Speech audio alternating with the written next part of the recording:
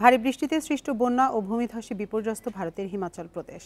২০ June থেকে সেখানে প্রাণহানি বেড়ে দাঁড়িয়েছে ৬৯ জনে। এখনও নিখোঁজ রয়েছে অন্তত ৩৭ জন। আহতের সংখ্যা শতাধিক। বান্ডেল থাকলে প্রতি সেনমানিতে টাকা বাঁচবে। বিকাশ সেনমানি বান্ডেল কিনে জিতুন প্রতি লেনদেনে। ১০ জুলাই পর্যন্ত ভারী বৃষ্টির পূর্বাভাস থাকায় বন্যা পরিস্থিতির আরও অবনতির আশঙ্কা করা হচ্ছে। ক্ষয়ক্ষতির পরিমাণ ৭০০ কোটি রুপি ছাড়িয়েছে বলে জানিয়েছে রাজ্যের দুর্যোগ ব্যবস্থাপনা বিভাগ।